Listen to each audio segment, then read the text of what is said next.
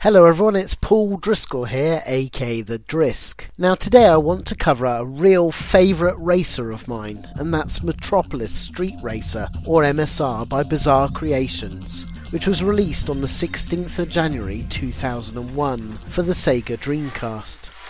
Now I still remember back in the day when I first got this game for my Dreamcast and being absolutely blown away by the realistic locations of London, Tokyo and San Francisco cities that you had to race around.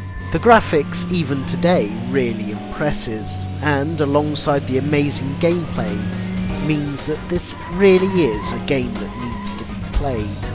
What makes this game so special above other racers is its kudos, or respect, point system that you must have in the game to progress. Each chapter in the game has a number of challenges in it, and there'll be a variety of things from just doing 3 laps in a certain amount of time, through to average hot laps, doing the fastest lap you can, to many other sort of unique challenges like having to overtake so many cars within the time limit, and all of this keeps it fresh and entertaining. But what makes it particularly great, as you do these challenges you earn more kudos points, and you can earn even more kudos points by telling the challenge that you could do it better than the default challenge requirements.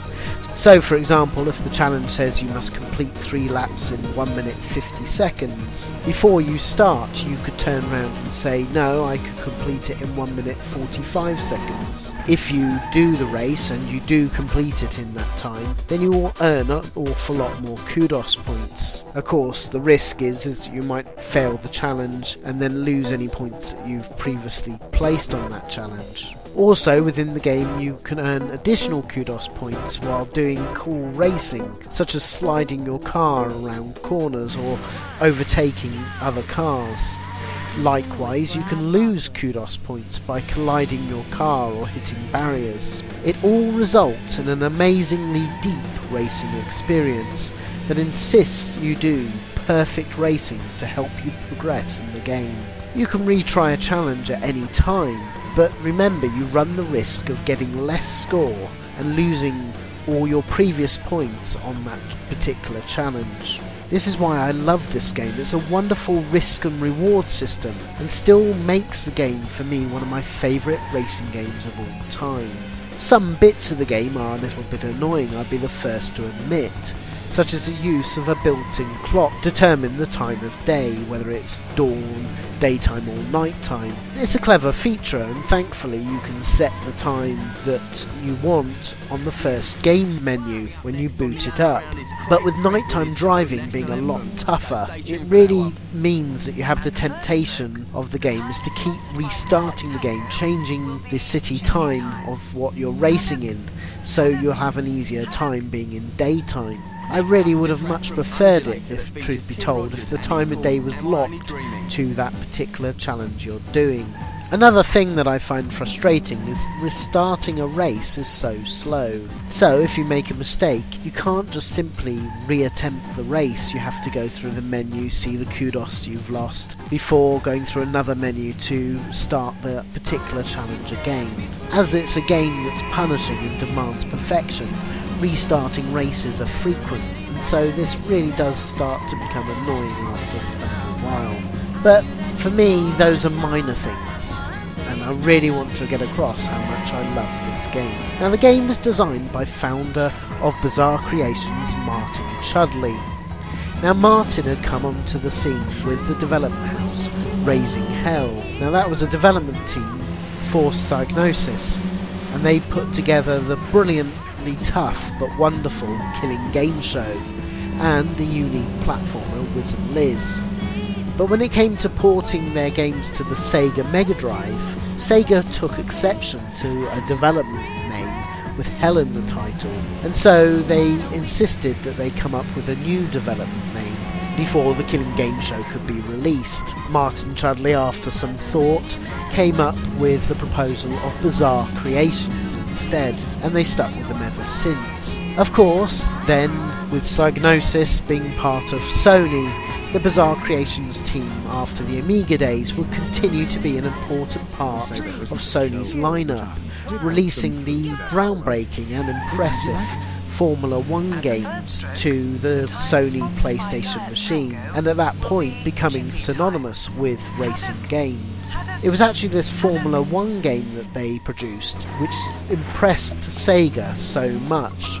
And so Sega actually specifically set out to find out the developers behind this groundbreaking game and to try and nab them from Sony. So, in ECTS 97 exhibition, a member of Sega found out that information by pulling out a power cable on the Formula 197 display booth so that they could see the title and credits when the game restarted. Now that Sega of Europe had the people involved, they quickly set up a meeting with the Bizarre Creation team. The Bizarre Creation boys were rather keen to do the meeting as well, as at that point they'd done 2 Formula 1 games for Sony, and another one was expected by Sony. So the Sega deal seemed something fresh and new for the team to get their teeth into. So a deal was struck to make a flagship launch racing game for their new console, the Dreamcast. The initial schedule saw development kicking off September 1997, with the target of producing that master disc by the end of August 1998, so it would be ready for the Japanese Dreamcast launch. But as ideas for the type of racer and scope of the game materialised by the team, going from it being a Ferrari licensed game to an Italian job-style city racer, they soon realised that the development window was improbable. Originally the game was called Sega Street Racer, but it was changed to Metropolis instead, as it was felt by Sega that it gave a better description of the game being about city racing. Also, they moved away from the original idea to make fake cities.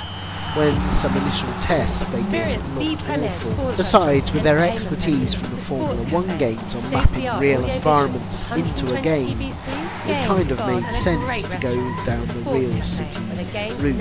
As for the reasons of the cities chosen, well, London and Tokyo were obvious choices, as Bizarre Creations was based in London, and the Sega headquarters that they would have to go and visit was in Tokyo. As to why San Francisco, well, it just so happened a friend of Bizarre Creation team happened to be going there for some time with his workplace. Now, he loved photography as a hobby, and he had lots of spare time on his hands out there, so he was the obvious choice to do photo research for them on that particular city. The game was hugely ambitious, with only 20 to 30 people working on the Bizarre Creations game, and with them painstakingly scanning hundreds of photos taken on their trips around the 3 city locations, and then slowly and painfully turning them into textures for a photorealistic game. Consequently, development was fraught with issues. They had a high turnover of staff at Bizarre Creations, and it resulted in huge delays. So instead of being a launch title, the game wouldn't be ready until early January 2001. And sadly, by that time, Sega was already beginning to wind down their support for the Dreamcast console. It's a real shame that MSR came out so late in the console's very short life cycle, as I think such a game would have been a huge positive impact, as proven for Microsoft with their renamed sequels of this game being, of course, Project Gotham games on the Xbox consoles. I also want to specially note the fantastic music in the game, with 3 radio stations per city, and each with their own DJ host and radio adverts done by real companies. The London City Tango adverts stick in my mind in particular. Some are really hilarious and close to the wire in my opinion, such as "The time sponsored by Tango is Munchies time.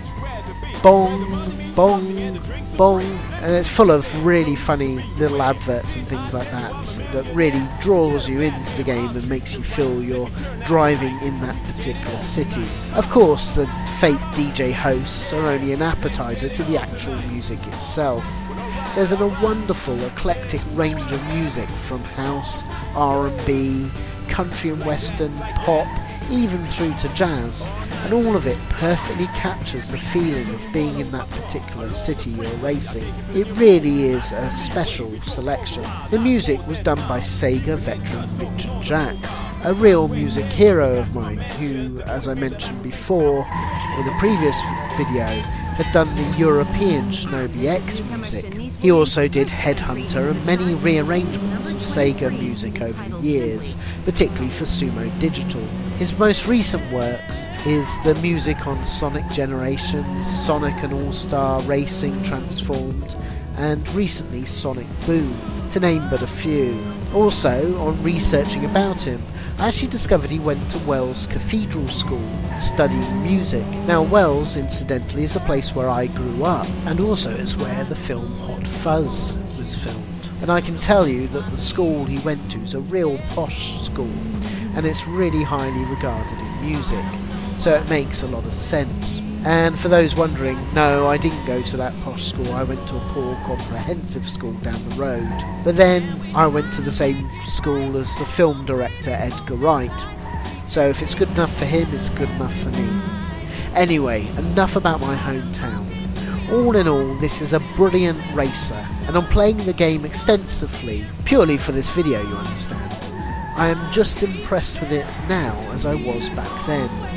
In fact, I personally think that only Project Gotham 2 is the better game, and that's only because of the large number of locations. So anyway, that's what I thought about the game, but what did reviewers back in the day think about the game? Well, DC UK magazine gave the game 10 out of 10, and they said, totally deserving of only the second DC UK perfect score.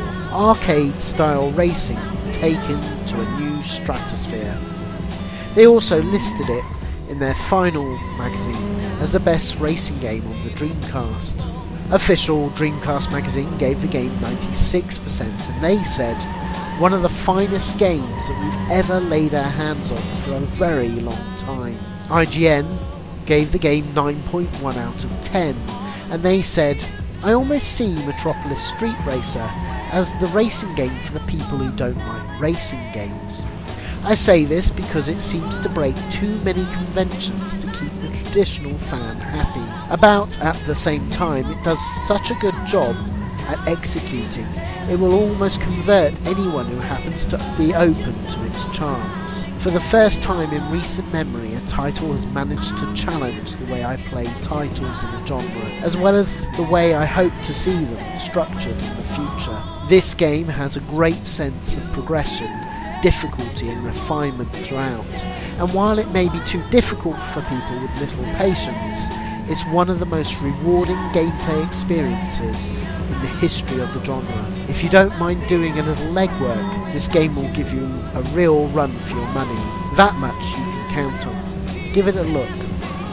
Eurogamer.net in the UK gave the game 90%, and they said Metropolis Street Racer is most definitely not for the quick fix gamer. However, if you're out for a challenge and you haven't yet found a racer to steal your heart, and let's face it, there isn't one that could steal it better than this, then you'll be a fool to miss out on the opportunity to own possibly the best driving game ever made. GamePro in the US gave the game 80%, and they said, Sega's long-awaited racing sim delivers remarkable visuals and realistic driving techniques, like it promised, but tough gameplay makes MSR a difficult ride to enjoy on a long road trip. MSR takes you through the wicked streets of San Francisco, London and Tokyo in over 40 fully licensed autos. Your goal is to get as many points as possible by taking the first place on the different tracks. The more points gained, the more cars and tracks open up. While MSR has some great features, it certainly isn't every racer's dream. GameSpot gave the game 77%, and they said, Metropolis Street Racer is a beautiful racer with accurate physics and tight control, but the kudos system makes it far more challenging than it needs to be. Those with short attention spans should rent this game first to see if they enjoy the detail-orientated racing. Even those reared on Gran Turismo series will find MSR to be a test of their fortitude. Metropolis Street Racer pretends to be a racing simulation by requiring perfect execution, but it fails to give you the desired customization options to make that worthwhile. In its attempt to appeal to both sides of the racing spectrum, Metropolis Street Racer ends up stuck in limbo. So there you go. All in all, mostly positive reviews. I do agree with the difficulty of this game. Boy, is this game difficult. But I personally really love the challenge of it, and it really gives us a wonderful sense of achievement as you progress that little bit further on. So I adore the game, and I urge you to give this gem a go.